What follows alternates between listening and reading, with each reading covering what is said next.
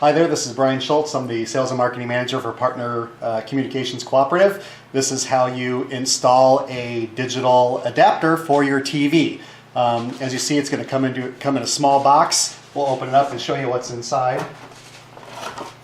So inside you're going to see several cables, and you're only going to use one of these cables.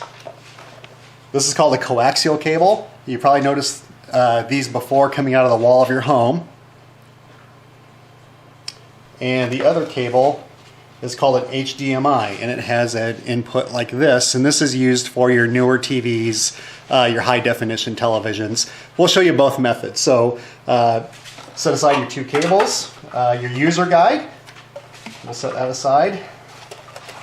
This is actually the digital adapter that will go on your TV.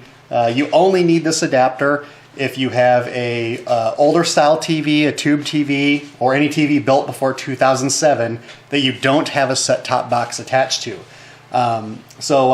This will enable you to see our digital channels. We'll open up this flap. There's a power outlet, and there's also the remote control for the unit. So we'll set these things aside here and we'll show you how to hook it up. So the first thing I'd like you to do is look at the back of your TV, and we'll see how your cable can come in.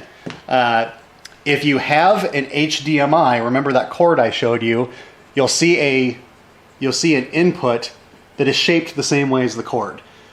So if you have this on your TV, this is what you're going to want to use. If you do not have one of these, you're going to have what we call a coaxial, and that will look like this. It's your typical older style cable connection. Only use this going directly into your TV if you do not have one of the newer style HDMIs. So let's say we want to install a coaxial cable first. So I've already got my unit here, so I'm going to reach around, grab this coax cable. And as you can see on the back of this unit, it's very easy. It says cable in, and that means the cable that's coming from the wall of your house. So you would grab that cable. I happen to have one right here.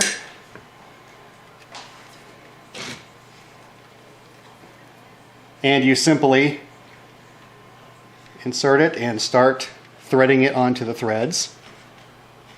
Sometimes it just takes a minute to get it started. And if you have a little crescent wrench, that can make it easier. But just keep tightening that down until it stops. Get it nice and snug. This prevents any unwanted signals from leaking in and out of your system.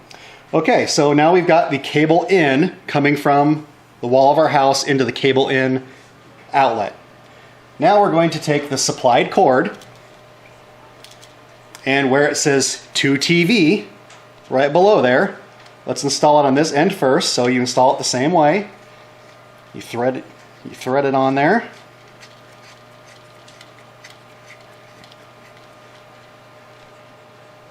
And now we're going to connect this to the back of the television. You're going to notice every TV is a little bit different.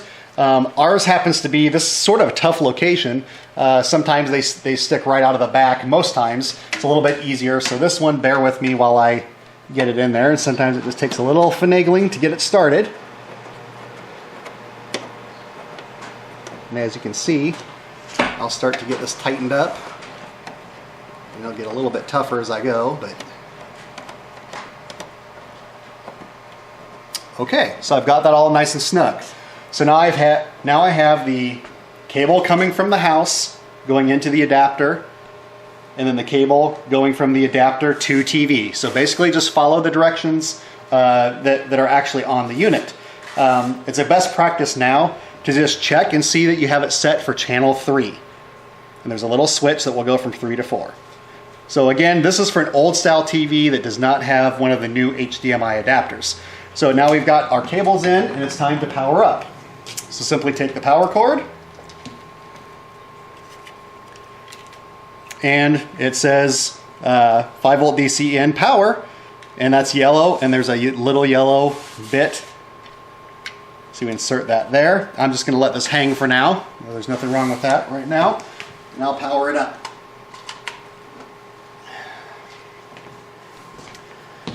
Now your remote control should be paired. Everything should be set and ready to go. So I'm going to hit the power button on the remote, and you'll see as this starts to cycle, the power indicator went from green to red.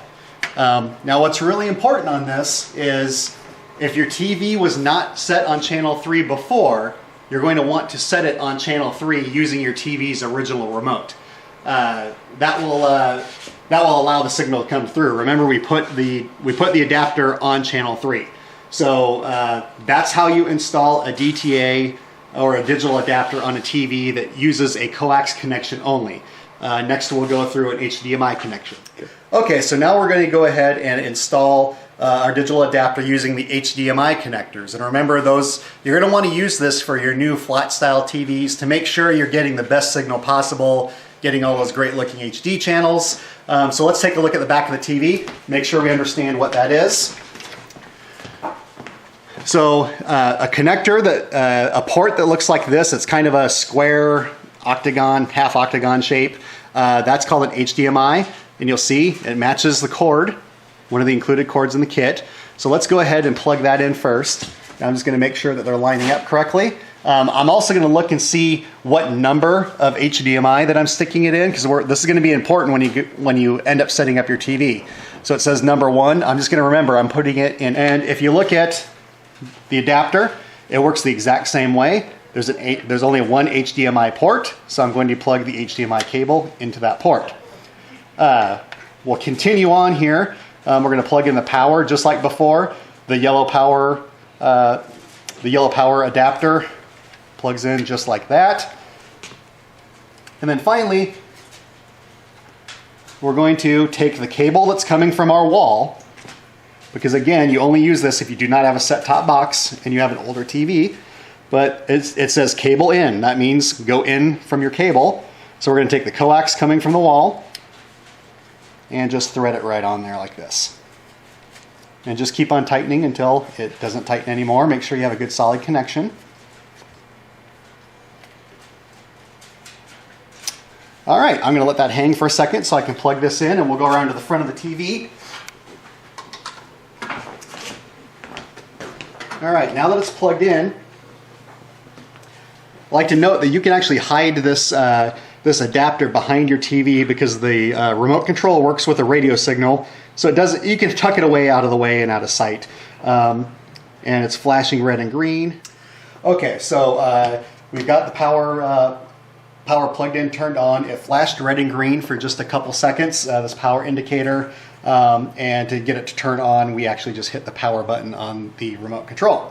So a couple things that we want to look at here is, since we plugged this into the HDMI, I'm going to get my TV turned on here.